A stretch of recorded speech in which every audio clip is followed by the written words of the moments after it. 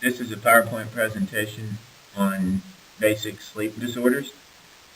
You will find more slides in this slide set than you need. Please pay attention to the slides with the red asterisks. So all these slides would be a benefit and you can use as future reference, but at the bottom of the most important slides for your purposes, you'll see these red asterisks. The easiest way to know abnormal sleep is to understand what normal sleep is. So everybody should follow a normal sleep pattern. And sleep thus is classified in different stages. The easiest way is to classify sleep as non-REM or REM, meaning dream sleep. So either you're in non-dream sleep or dream sleep. And when you understand how these sleep patterns should occur throughout the night, it'll help you identify what problems a patient is having, whether they're in dream sleep or non-dream sleep. This is a normal pattern of sleep. In the first half of the night, people predominantly spend their time in non-REM sleep. REM sleep happens at the end of the evening, after certain things have happened in non-REM sleep. When somebody enters sleep and they go into REM sleep immediately, that is abnormal, and that can help you determine what some of the problems are.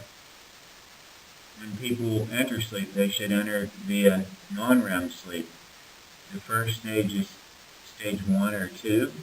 It is rather shallow, and then in deeper slow wave sleep is when you really have a lot of the beneficial effects of sleep, such as a lower blood pressure, a lower heart rate, times when your body really becomes refreshed. This just is a slide to show us the different brain waves and how we actually know what stage of sleep you're in. It's not important for your purposes. Again, this is just a slide that shows us the different sorts of brain waves that people have that allow us to classify what stage of sleep they're in, and it's not important for your purposes. This slide is just for informational purposes. This slide is just for informational purposes. So sleep is very beneficial to the human body. There's a lot of endocrine processes that are dependent upon sleep. Circadian rhythm is very important for sleep, and slow wave sleep is very important for certain hormones to be excreted in the body. And this slide just points out some of the hormonal changes that are associated with sleep. As I said earlier, all sleep is not the same. There's different stages. And for example, during REM sleep, you may be dreaming about something that you find very exciting. And so your heart rate and your respiratory rate may be increased. Also, during dream sleep, your hypoxic response or your hypercapnic response may be blunted. So people that desaturate during REM sleep, maybe have sleep apnea, maybe have asthma, maybe have COPD, that if they get hypercapnic or hypoxic during REM sleep, you really don't respond as you would in a lighter sleep or when you're awake. When you're in different stages of sleep, your heart rate and blood pressure may be lower or higher, depending if you're in slow wave versus REM sleep. As you can see from this, sympathetic tone definitely predominates in REM sleep. And so, for example, when you're looking at a sleep study, you may see somebody rip off a run of VTAC, and chances are that's when they're going into or coming out of stage REM sleep. So, what does wake a person or keep a person awake, I should say? Histamine is the primary chemical in the brain that helps keep people awake. It is produced in the hypothalamus and is projected to the cerebral cortex, and that is the primary awakening stimulus in the brain. Others are norepinephrine and dopamine. You can remember that histamine is your primary wakeful stimulus because when you take an antihistamine, such as Benadryl, that is non-selective, not only does it hit the histamine receptors in your nose and in your stomach, but it hits the histamine receptors in your brain, and it makes you tired because it blocks histamine, which is the primary stimulator of wakefulness. Some of the medications used for people with excessive daytime sleepiness, modafinil or Provigil, promote histamine in the brain. Alright, so there's some red asterisks here. So what promotes a normal sleep-wake cycle? There's three things: circadian rhythm, Zeitberger's, and the S phase. Okay, so circadian rhythm is stimulated by light. Okay, so in the summertime, it doesn't get dark till later, so you're going to have more wakefulness. But in the wintertime, it gets darker earlier, so you're going to be tired more often. And some people have a problem with that, and it's called seasonal affective disorder. Okay, so circadian rhythm, or the light coming into your eyes and into your brain, promote wakefulness and sleep. Zeitberger's is a fancy German term for visual or auditory cues. If the garbage truck comes by your house at 6 o'clock in the morning and you hear it, you know it's about time to get up. If your favorite show is on at 10 o'clock at night and you know you go to bed at the end of that favorite show, then you start getting tired towards the end of that favorite show. That's a Zeitberger. Then there's what's called the S phase. The S phase is the most important, most powerful determinant of when you fall asleep. And that stands for S for sleep. And essentially what it means is the longer you stay awake, the more tired you're going to get. Every one of you have pulled all-nighter studying. Every one of you will be on call as an intern.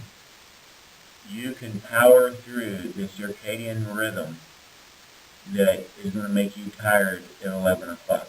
You can power through all the usual shows that are on TV that tell you that you're going to be going to sleep, or whatever stimulus it is that you're used to that makes you tired at night.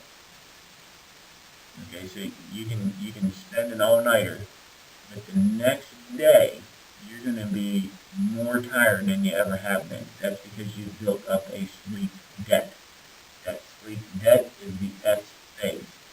And when you go home from work that afternoon at noon after seeing your patient, you would be able to fall asleep on a deck in the bright sunshine with all kinds of noise around you at the community pool. Okay, so what puts you asleep is a sleep debt, or the S phase. The other things contribute, but the most powerful is the S phase. This is just a continuation of the previous slide, just pointing out that the thing that puts you asleep more often than not is a sleep debt.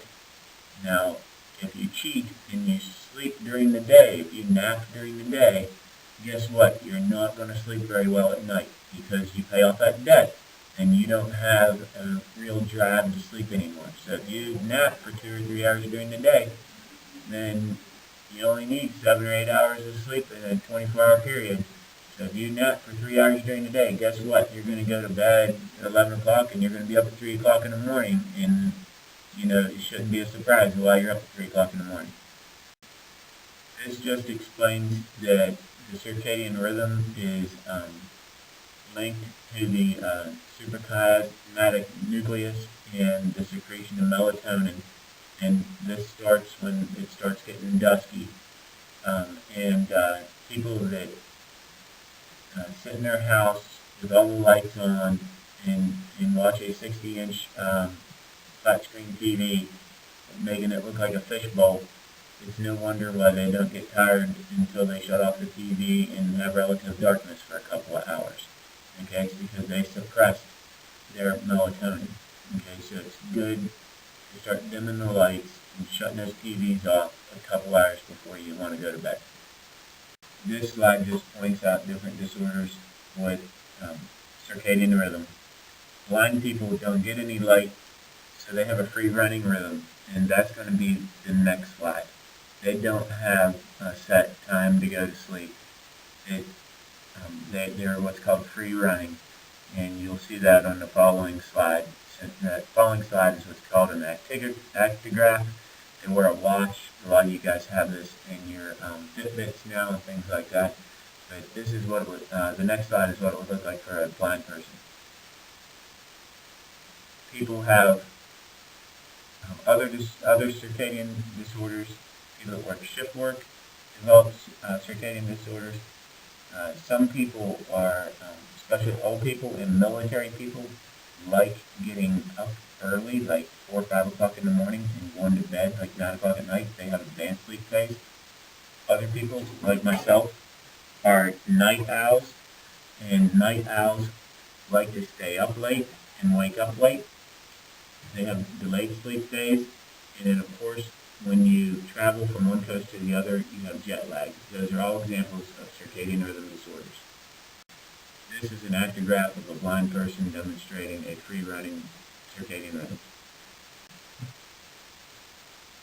Disorders that happen in the first half of the night, especially in young children in slow-wave sleep, are called parasomnias. These are kids waking with sleep terrors, confusional arousals, sleepwalking, and sleep talking. When kids are young, they have sleep terrors and then the confusional arousals, and as they develop into an adolescent and adult, they develop sleepwalking, sleep talking. They tend to run in families. So if you have a kid that's a sleepwalker or talker, chances are one of the parents is a sleepwalker or talker. But the most common stimulus is a distended bladder. So if you have a kid that is waking up terrified with sleep terrors or confusional arousals, it helps if you put them to bed at their usual bedtime.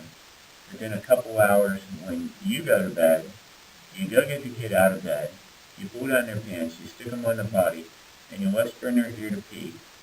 They pee, you wipe them off, pull their pants back up, stick them back in bed, and then that will eliminate the frequency of confusional arousals and sleep terrors. This is another slide on parasomnias. Again, they happen primarily in slow-wave sleep. One of the most common stimuli is a overdistended bladder. That when the kids are little, they awaken with sleep terrors. Then as they get a little bit older, they awaken with what's called confusional arousals. And then as adolescents, they begin walking and talking in their sleep. A sleep terror is when a kid wakes up agitated, going crazy. You think he's awake or she's awake, but they're really not. They're very sweaty, they're tachycardic. You try making sense with them, there's no sense to be made. That's because they're still stuck partially asleep. That's called a sleep terror. When they get to be a couple years old, you might see them, in there talking nonsense. If you try to stimulate a conversation with them, it just won't work, and it may even make it worse. And then as they get older, they're going to start sleepwalking and talking on you. Other childhood sleep disorders, not really a parasomnia, because a parasomnia is something when they're asleep. But other childhood sleep disorders are mainly behavioral. And so when a child has difficulty in initiating their sleep process at night, most people have a routine. Well, a kid that keeps on stalling for more and more attention, keeps on coming up with new excuses that they need this or that, that's called limit setting sleep disorder. There's no limit set by the parents here. These are just spoiled kids, and they tend to be little boys. Another type of sleep onset disorder in a young child is a sleep onset association disorder. This is where the kid needs that special teddy bear or that special blankie. So if the kid's spending the night over at somebody else's house, grandma's house or whatever, and they don't have that blankie, then, they pitch a fit and there's no sleep to be had and everybody's miserable. That's sleep onset association disorder. They associate sleep onset with that teddy or that blankie. Recently, with the use of Ambien or Zolpidem, people have noticed sleep-related eating disorder. This is when you typically have a middle-aged woman come in gaining weight. She swears she's not eating. And that's because she awakens at night and goes down and raids the refrigerator for ice cream. This is a common occurrence with Zolpidem, period. Floating head syndrome is, this isn't something you need to know, but sometimes people awaken from sleep with a very loud burst, and there's really no problem. There was just some sort of change in their sleep pattern that day. Maybe they were more tired than usual. And the only reason I put this in there is because it may happen to some of you in your post-call. Okay, so like I said, you can tell sleep disorders by when they happen in the night. And most of REM sleep happens after 3 a.m., in the last few hours of your sleep. So when people are waking up saying they remember their dreams, that's because something was waking them up out of REM sleep. Yeah, but in REM sleep, you are paralyzed because you're designed that way because it wouldn't be good if you're in a fight to knock the snot out of the person lying next to you in bed. So you're paralyzed, so you don't do that. You also don't want to be playing with yourself or with your bed partner when you're having your dream. It could get you in trouble if you start playing with your bed partner and calling them the wrong name. So, by evolution or creation, whichever one you believe in, we are paralyzed, and it's for a good reason so we don't harm ourselves or those next to us. REM behavior disorder is when you start acting out your dreams. You are asleep and don't know that you're acting out your dreams. This is typically in old men. So these people present, their wife presents, saying he's trying to hump me in the middle of the night or he's beating the snot out of me. And the patient is swearing to God that they're not doing it. So a lot of times, such as Prozac or Zoloft, they start Prozac or Zoloft and they start doing this a few weeks later. Another thing it's associated with is Parkinson's. So it's a sign of early onset Parkinson's, an early sign of Parkinson's. So when you have somebody come in and they're doing this, you might want to look at their face sheets, look at their gait, maybe send them to a neurologist because you're concerned that they're developing this a problem such as Parkinson's. In any event, you treat this with Klonopin because the benzodiazepines keep people from going into REM sleep. So if you got a true REM behavior disorder, you just keep them from going into REM by giving them a benzodiazepine. This slide just demonstrates how glycine is secreted and at the brainstem it paralyzes the spinal cord so that voluntary muscular contraction doesn't happen. Okay, and then in REM sleep you dream, and people always want to know about dreams, nightmares, and things like that. Well, in sleep medicine we don't psychoanalyze; we leave that to the psychiatrist. But two medications do cause a lot of nightmares or dreaming, and they can be abused because of the side effect of dreaming. The one of the AIDS medications, efavirenz, that is sold by people with AIDS to people on the street that want the side effect of dreaming. And Chantix, or for smoking cessation, also does the same thing, and people oftentimes stop taking that medication because of the nightmares. All of us have laid down in bed and had a feeling that we were falling off a cliff or into water. That is your brain. You are so tired, your brain is going into REM sleep before you are actually asleep. And that is the paralysis that you are experiencing. Okay, so in your 20s, you can develop a condition where you're just really sleepy. No matter how much sleep you get, you're really sleepy. And that's called, if it's the correct thing, it's called narcolepsy. So this person comes in, they're really sleepy, they're in their 20s, they're otherwise healthy, and you start asking them other questions. Okay, so cataplexy is when you are standing there at a party or something and somebody cracks a joke and you literally become so weak in your knees you almost fall down.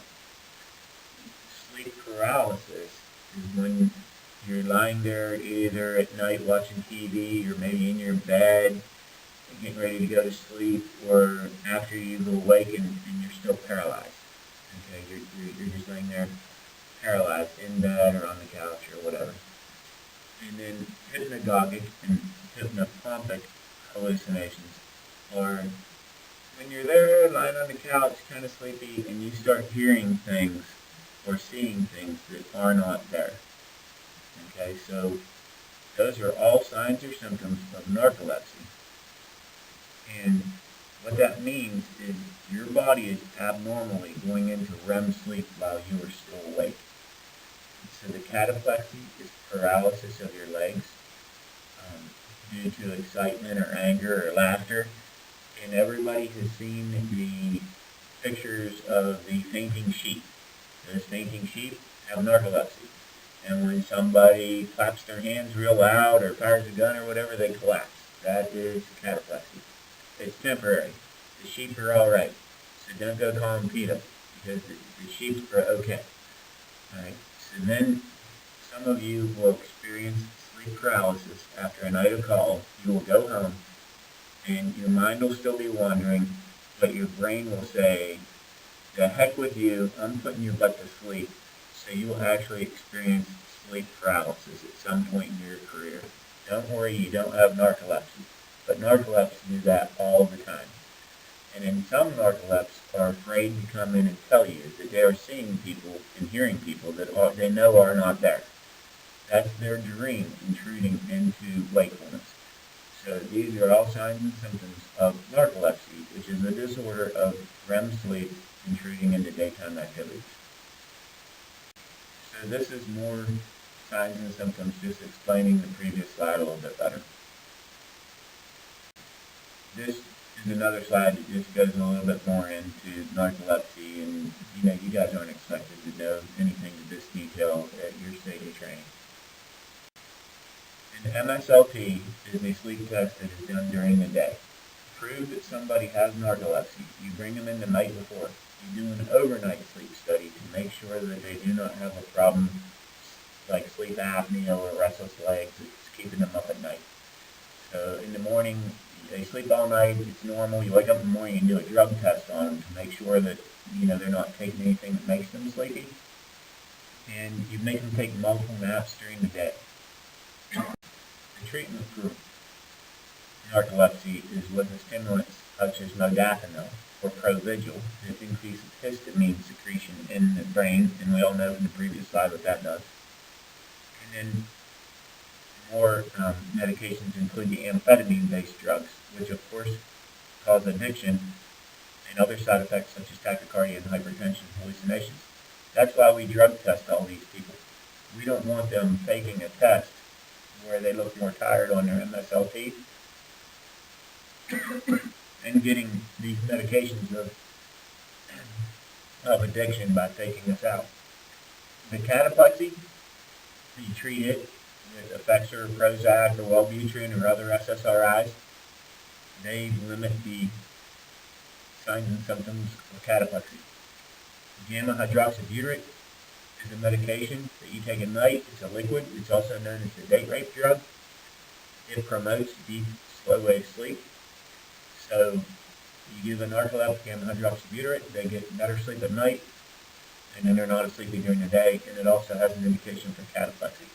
So you treat both the sleepiness and the cataplexy with gamma hydroxybutyrate. Idiopathic hypersomnolence is when you have something that quacks like a duck, looks like a duck, but that duck is not narcolepsy. That's when you have everything but the cataplexy and the other things like that. You don't have the sleep onset REM periods. You have all the sleepiness. You have somebody falls asleep really easy in an MSLT, but they don't dream and they don't have the cataplexy. We call it idiopathic hypersomnolence. The most common complaint for a patient coming into the primary care physician's office, the most common sleep complaint is going to be insomnia. Most people have normal sleep until something happens in their life. A typical example is grandma gets sick, so the housewife goes to the hospital and sleeps with grandma at the hospital. The housewife doesn't get good sleep because they come in at all hours of the night checking vital signs. They come in and get labs. So the housewife spends time with grandma at the hospital, and when she comes home, she's still stressed out because now grandma's in the nursing home. She's got all these clothes piled up because her lazy husband didn't do all the housework for her. So she's got to get the kids catched up on their projects at school. She's got to get all the house cleaning stuff done. And so she's skipping more sleep, and she gets out of her normal sync, her normal pattern. And that's acute insomnia. Then she starts worrying about other things and all these things she's got to do, and she lays in bed, laying awake, thinking about all this other stuff she has to do. So the acute problem becomes chronic. And then it gets to be a point where they start psyching themselves out that they're not going to sleep that night. And it becomes pathological. They go to bed and they start to hate the bed. They hate everything associated with going to bed.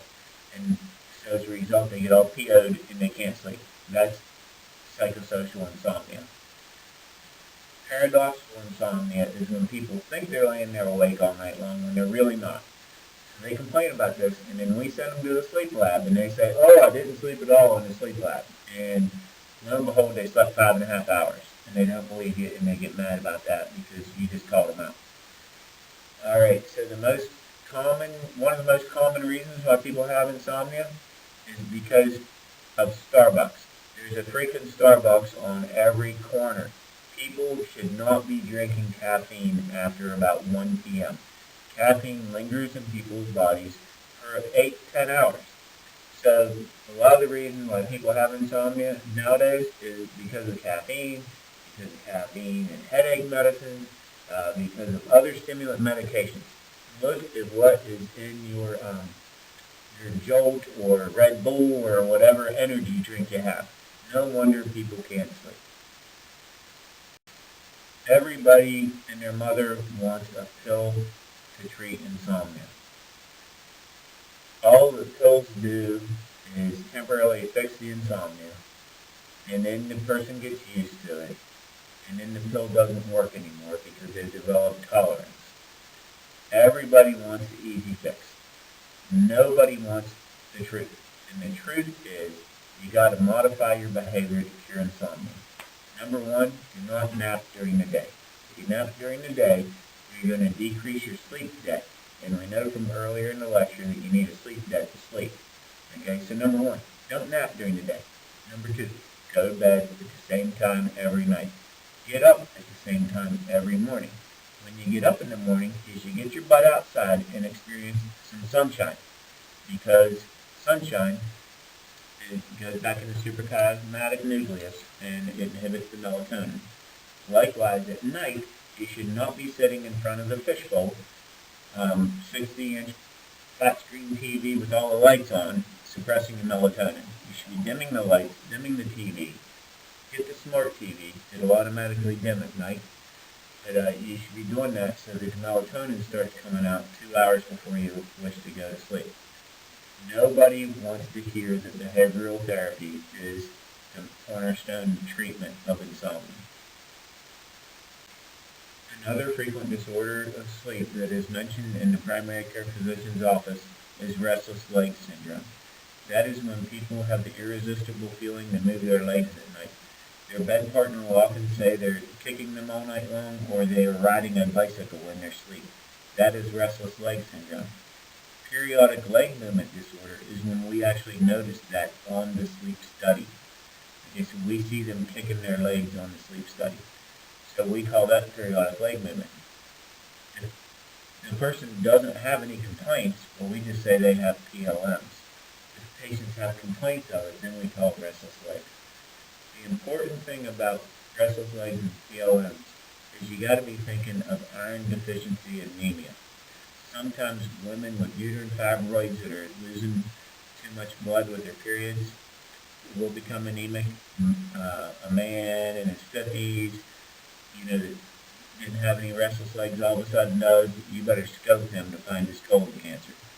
Okay, so when you hear restless legs, PLMs, think iron deficiency anemia. This is just a slide saying some of the things that people complain about with restless leg syndrome.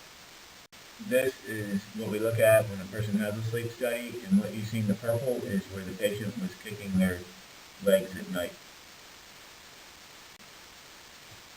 Treatment of restless legs can be difficult. First is I'll check and make sure they're not anemic and fix their anemia if they're anemic.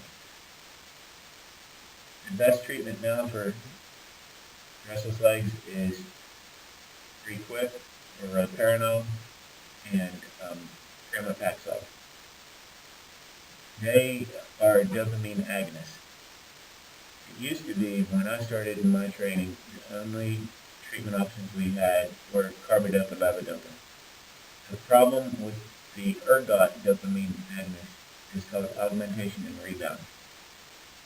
The medication would work and the patient wouldn't have any symptoms, but then when the medication would wear off, the symptoms would come back and they'd be worse. That's called rebound. Okay, then in some people, initially a dose of the medication worked, but then that dose was no longer effective and the symptoms returned and would be worse. That's augmentation. The non-ergot dopamine agonists do not have as much augmentation and rebound. Other treatments are benzodiazepines and narcotics, as well as Neurontin. When you take your boards, they like to ask questions about pregnancy. So the one thing you have to know about restless leg syndrome in pregnant women is no drugs are safe. They have a delusional anemia from being pregnant.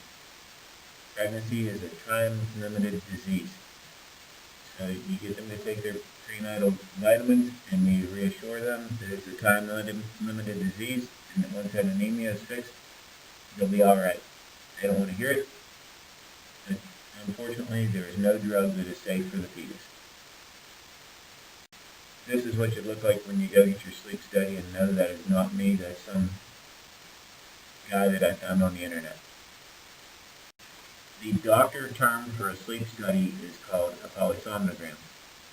So a polysomnogram is an overnight study in the sleep lab, and that's your gold standard for diagnosing sleep apnea and other sleep disorders.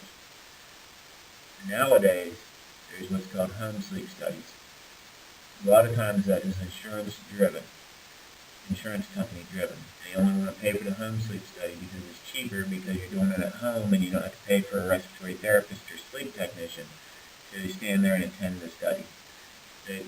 What you saw hooked up to that previous man were EEG leads, eye leads, EMG on his chin to check chin tone, EKG, airflow with a thermometer going in and out, thermistor, airflow with a pressure transducer going in and out, motion sensors on his chest and on his belly as well as his legs, a microphone, and even an oxygen saturation probe.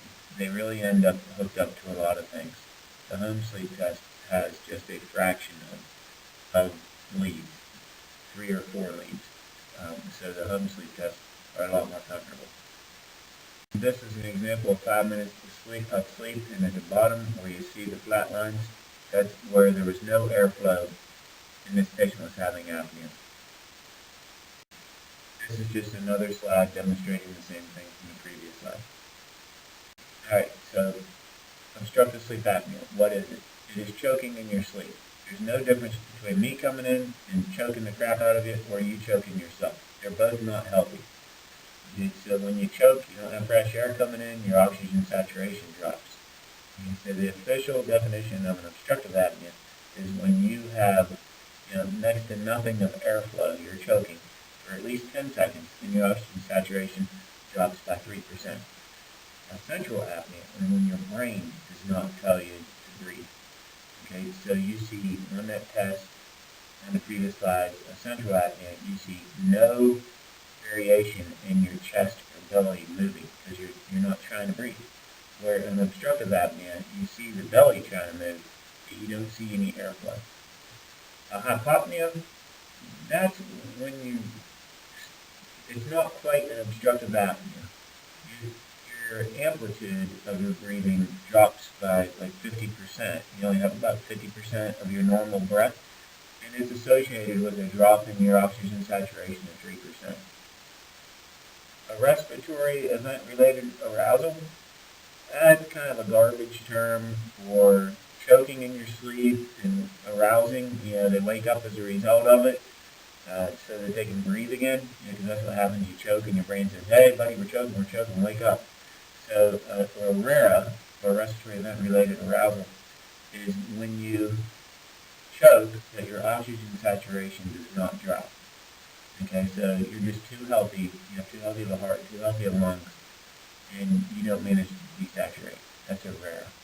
A mixed apnea was on one of those previous slides, and that's where half of the breath is a central apnea, and half of the breath you're actually trying, or half of the episode, I should say, you're trying to breathe, but it just ain't happening. It's a mixture of an obstructive and central apnea.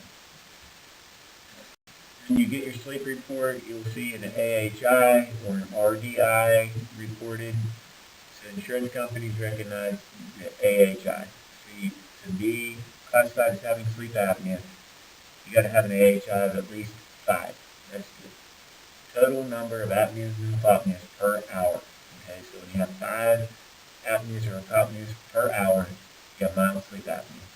When you get above 15, you have moderate sleep apnea, and above 30, you have severe. I've had people with 100, 120 events per hour. Some people just literally cannot sleep and breathe at the same time. Choking in your sleep is not good. If I would come in and choke you, you'd get a little excited. You'd have some adrenaline running around. Your brain does not know the difference between me choking you or you choking yourself. So a lot of times people with sleep apnea, they have too much epinephrine, so they get tachycardic, they get hypertensive, it puts too much strain on their heart. As soon as that epinephrine wears off, they can actually get bradycardic. They have a diving effect after that epinephrine wears off. So sleep apnea puts too much strain on the heart and on the brain, which then causes AFib, congestive heart failure, strokes, and hypertension.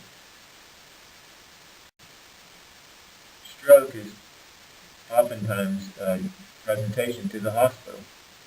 And studies show that if you have 100 people presenting to the hospital with stroke, 70 of them have sleep apnea. Okay, so whenever you have somebody with stroke, think sleep apnea. Okay, and studies show that snoring alone is a risk factor for stroke. Sleep apnea also causes atrial fibrillation, pulmonary hypertension, other arrhythmias such as VTAC and VFib. You actually see that in the sleep lab, and it creates some excitement in the sleep techs when this happens. Okay, sleep apnea can contribute to congestive heart failure. Again, that's because there's too much epinephrine running around, and you're beating the crap out of the heart at night when the heart should be resting.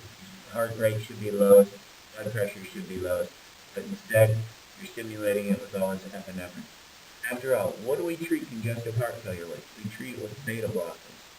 Okay, so sleep apnea contributes to congestive heart failure by too much circulating epinephrine. For the same reasons, pulmonary hypertension. For the same reasons, arrhythmia. Studies show that if you want to ablate somebody or treat them and get them out of AFib, that you'll have a much better chance of getting them to stay out of AFib if you treat their sleep apnea. The best treatment for sleep apnea is a mask that you put on your face, and it's called CPAP. That stands for Continuous Positive Airway Pressure. It keeps a positive pressure in your oropharynx and in your hypoglossal area there, and keeps it from collapsing on you when you sleep. When you take a breath, your diaphragm drops down and creates a negative pressure in your chest. It promotes air to come from the atmospheric pressure into the more negative pressure in your chest. It promotes blood to come from your venous system back into your chest to the right atrium, to the right ventricle.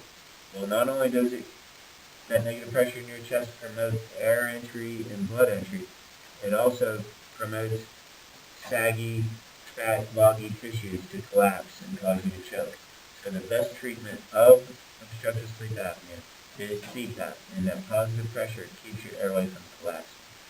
Other treatments for sleep apnea include surgery, such as mandibular advancement or a dental appliance. The literature shows that a success of surgery for sleep apnea or a dental appliance for sleep apnea is fixing approximately 60% of the problem. I'm sorry, but if you have severe obstructive sleep apnea and you only fix about 60% of it, at the end of the night you still have sleep apnea. You just had much less of it. So you only treat people with mild sleep apnea with surgery or a dental appliance. Most people have sleep apnea because of obesity. When you get surgery for sleep apnea and they crack your jaw, pull it out, and wire it shut for 3 weeks, you have a diet. And yes, you have an improvement in your sleep apnea. But once they unwire your jaw and allow you to eat again, you gain the weight back and you have the same amount of sleep apnea. So CPAP is by far and away the most effective treatment for sleep apnea. Studies show that if you wear it for at least 4 hours a night, that it reduces the heart attacks, strokes, the high blood pressure, the AFib, and everything else. Additionally, dental appliances cost money. Most insurance companies do not pay for them, and they cost $800 to $1,000. This is just a slide demonstrating the different types of sleep studies. A diagnostic polysomnogram is a study done at night or during the day. Some people are shift workers and they can have a diagnostic study done during the day. But a diagnostic polysomnogram is when they come in and get hooked up to all those wires and things that you saw, and we just watch them sleep. A titration study is when we study the patient with the CPAP mask on their face, and we dial up the pressure on the CPAP. An attendant, either a respiratory therapist or a sleep technician, adjusts the pressure to where the patient is no longer having events. A split night study is where we try to do both of these things in one night. The patient comes in and they have to sleep for at least 2 hours and have 30 events. At that time, the attendant comes in, places them on CPAP, and for the rest of the evening tries to titrate CPAP to relieve all their issues. If the patient does not sleep at the beginning of the study, or it takes them a long time to qualify for the treatment of sleep apnea, then you don't have enough time at the end of the study to do the titration. So the split night study is economically more beneficial. It is, for time reasons, it's more beneficial, but unfortunately you don't always get to do it in all patients. An MSLT is a study done during the day where you tell the patient to go and lay down and go to sleep. You do that in MSLT, you do 5 naps during the day. You do this to diagnose narcolepsy. People that fall asleep during the day after having a completely normal night's rest, if their average time to fall asleep on these 5 naps is 8 minutes or less, then they have pathological sleeping. A maintenance of wakefulness test is another daytime test.